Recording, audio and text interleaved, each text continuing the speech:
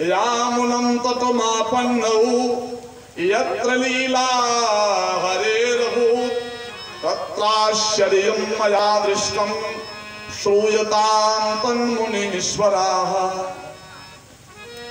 यमुना के पावन पुलिन पर नारद बाबा टहल रहे थे। क्षमा करेंगे,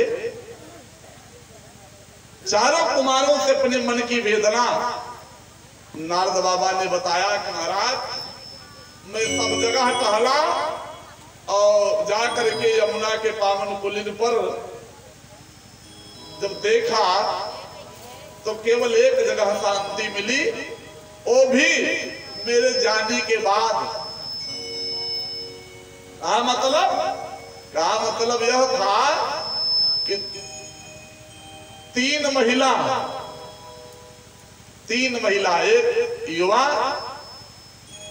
एक युवा और अनेक वृद्ध, दो बुजुर्ग आदि।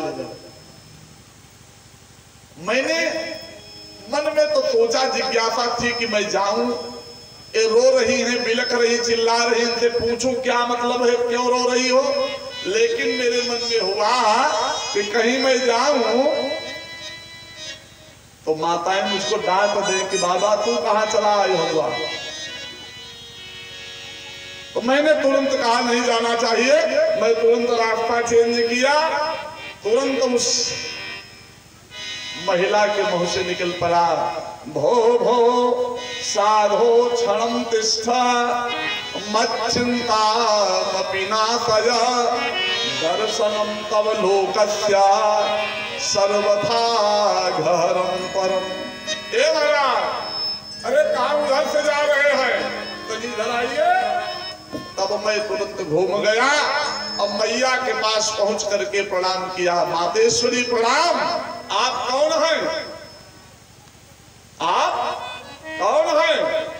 कहा मैं और कोई नहीं, मैं साक्षात भक्ति हूं, भक्ति। और मेरे दो पुत्र हैं, ज्ञान और वैराग्य। ये तमाम स्त्रियां, ये गंगा आदि नदियां हैं। महाराज मैं हर जगह गई, कर्नाटक गई, मुंबई, कोलकाता आदि अनेक प्रांतों में गई, लेकिन मेरा कोई सम्मान नहीं किया। अंत में मैं वहां से चली आई, जब वृंदावन पहुंची तो बेटे वृद्ध हो गए और मैं तरुणी हो गई। महाराज आप तो जानते हैं, ऋषि हैं, महर्षि हैं, संत हैं। माँ बुद्धि हो, बेटे जवान हो, अच्छा लगता है, लेकिन माँ जवान हो, बेटे बुजुर्ग हो, अच्छा नहीं लगता। कलयुग का प्रभाव महाराज, बेटे वृद्ध और मैं तरुणी। क्या करे महाराज, समय का फेर है। लेकिन आज मुझको विश्वास हो गया, आप जैसे संतों का संग मिला है, अब मेरा कष्ट कट जाएगा। बेटा जवान, मां वृद्ध हो जाएगी, उसमें दो राय नहीं। कहा मां वृथा खेदयते बाले अहो चिंता पुरो कथम श्री कृष्ण चरणाम भोज स्मर दुखम गमिष्यति।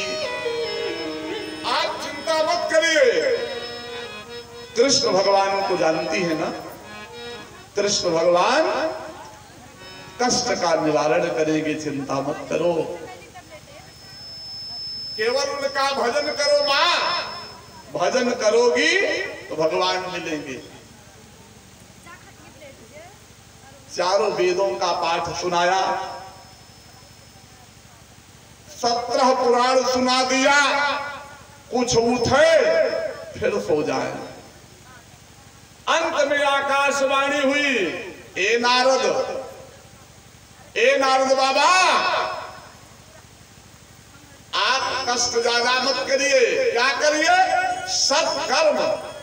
सत्कर्म सूचको नूनम आप केवल सत्कर्म करिए, संभवतः आपके सत्कर्म करने से कौन ये जग जाएंगे, चिंता मत करो। आकाशवाणी को जब सुना मन में खेद हुआ, कभी तक मैं दुष्कर्म कर रहा था क्या? इतना पूजा पाठ इत्यादि सुनाया, अभी तक सत्कर्म मैंने नहीं किया।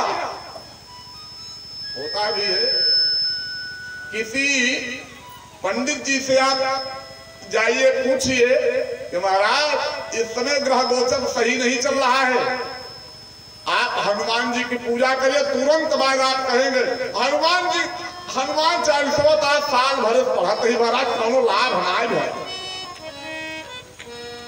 तुरंत महाराज 2-3 साल से पढ़ी थे और पढ़ता रही थे, वह दिन महाराज गलत काम ना कर, लेकिन हनुमान जी तुरंत ना आएंगे।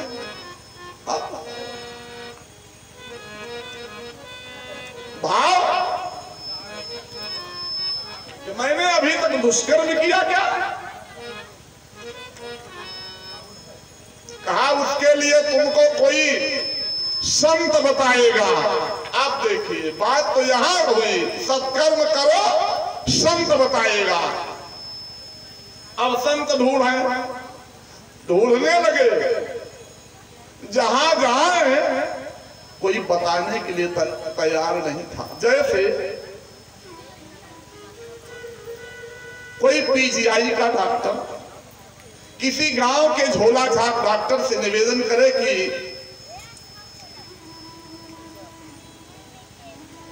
दर्द हो रहा है सिर में, कोई दवा दे दीजिए, तुरंत वो भौचक्का हो जाएगा कि भैया लखनऊ में या चंडीगढ़ पीजीआई में इनका अच्छा नाम है और ये मुझसे पूछ रहे हैं कि दवा।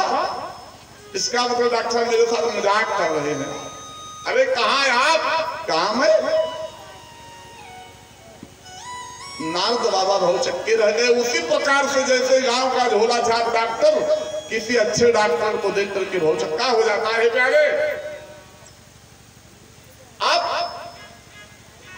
हर जगह सोच करके तब कहा भैया यही कारण है कि मैं खिन्न मना माँ भक्ति को वचन दे करके आया हूं कि तुम्हारे बच्चों को जवान बनाऊंगा, चिंता मत करो। भैया प्रेम पूर्वक, आनंद पूर्वक, भक्ति पूर्वक कहा आप इतनी बड़ी बात मत करिए, वृथा खेद से वाले आप चिंता मत करिए। एक चीज आप ध्यान से सुन लीजिए, और कुछ नहीं, यही श्रीमद् भागवत की महापुराण की पावन कथा वृद्ध को जवान कर देती है। भजन करो मस्त जवानी में, बुढ़ापा किसने देखा? यारे यही कथा व्यथा को मिटा देगी, आप एकदम दिव्य जवान बन जाएंगे। कब? जब मन से भजन होगा तब।